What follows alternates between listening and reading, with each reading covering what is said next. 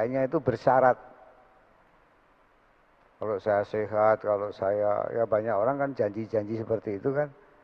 Ya, kalau saya naik kelas, kalau saya naik jabatan, kalau saya naik pangkat, saya akan bahagia.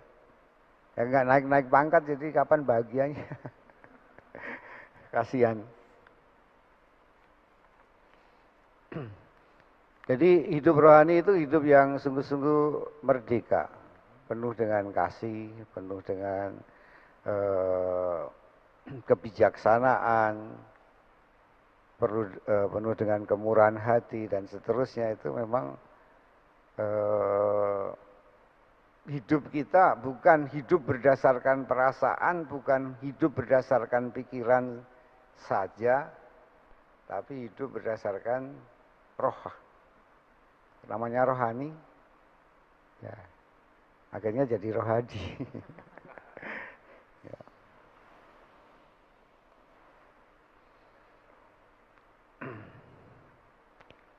Maka hidup kita ini harus dibangun dari kehadiran Tuhan yang selalu dikatakan dalam perjanjian lama itu emet dan heset.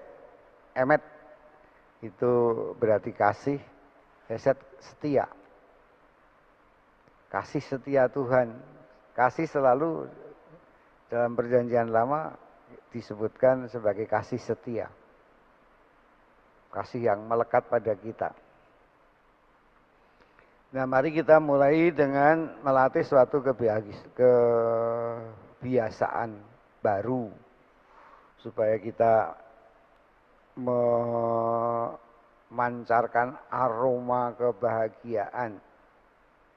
Ya. Pertama adalah kebiasaan memberi. Ya. Memberi itu suatu yang nikmat. Memberi berkat kepada orang yang miskin, haus, telanjang, memberi pengampunan kepada orang musuh-musuh kita, memberi doa kepada yang menderita, memberi puji-pujian kepada Allah, memberikan apa saja yang baik. Ya. Kalau saya memberi, saya bangga karena saya itu berarti mengembangkan suatu karunia Tuhan. Ya. Saya memberi pengampunan, maka saya diampuni karena karunia pengampunan ini saya kembangkan.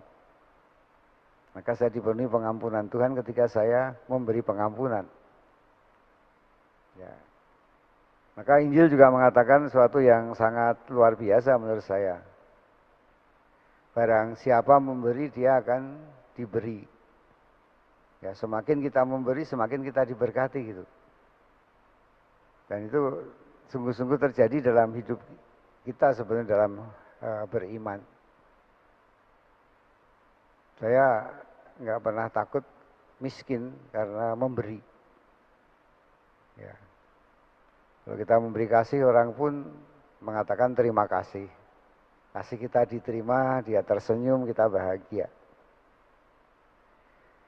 Nah, kebiasaan memberi ini ternyata di Indonesia ini menurut survei nomor 1 di dunia, bahwa orang Indonesia ini suka memberi.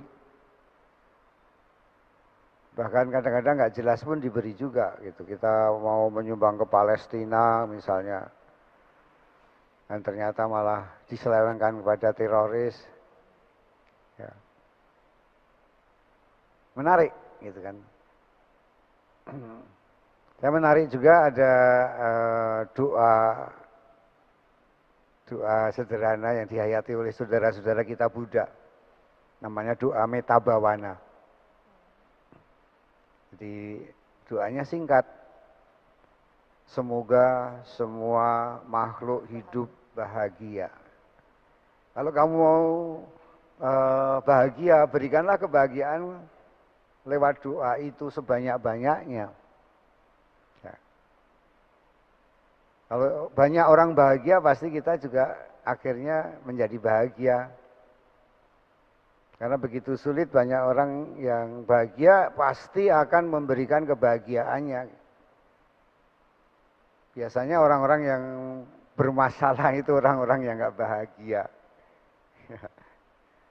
Kalau saya ada orang rambutnya dicat merah, pada sudah tua, celananya sobek, maka disebut apa? Oh, orang ini masa kecil kurang bahagia. Ya, sehingga walaupun sudah tua dia lagaknya kayak anak muda. Ya, ini masa kecilnya terlambat. Ya. Hadiah terindah adalah pengampunan yang diwujudkan, bukan sekedar diucapkan. Ya. Pengampunan ini kunci kebahagiaan menurut saya. Banyak sekarang orang yang nggak bahagia karena nggak bisa mengampuni. Ya, pengampunan berarti kasih. Kasih Tuhan itu mengangkat piala dan mengatakan inilah piala darahku. Darah perjanjian baru dan kekal yang ditumpahkan bagimu demi pengampunan dosa. Oh, itu luar biasa itu. Kasih Tuhan yang penuh pengampunan. Ya, tidak ada satu orang pun masuk surga kalau dia tidak diampuni Tuhan. Meskipun amalnya banyak, tapi kalau tidak diampuni Tuhan ya tetap saja masuk neraka. Ya. Dan pengampunan berarti pengudusan, disucikan. Kita diampuni berarti kita disucikan Tuhan. Kalau saya mengampuni berarti saya menyucikan orang yang bersalah itu. Dan sekaligus menyucikan diri saya. Ya. Ya, kita ingat pengadilan terakhir, Matius 25. Ketika aku lapar, kamu memberi aku makan. Ketika aku haus, kamu memberi aku minum. Dan seterusnya. Kapan Tuhan? Ya, apa yang kamu lakukan untuk saudaraku yang paling hina ini, kamu lakukan untuk aku. Ya. Maka kebiasaan memberi ini sungguh-sungguh membahagiakan diri kita dan juga membahagiakan orang lain. Saya kira ini suatu yang nikmat Tuhan yang luar biasa kalau kita bisa membahagiakan orang lain dengan kebiasaan memberi. Memberi senyum, memberi pengampunan, memberi doa, ya, memberi waktu. Dan kebiasaan yang kedua adalah kebiasaan bersyukur. Berterima kasih pada Tuhan. Ya, bersyukur, terima kasih. Kadang-kadang banyak orang protes, mau bersyukur apa? Doa saya belum dikabulkan ini dan seterusnya. Saya bilang, kamu ingat nggak? Kamu sadar nggak? Ya, bahwa dalam tubuhmu ini ada banyak karyawan.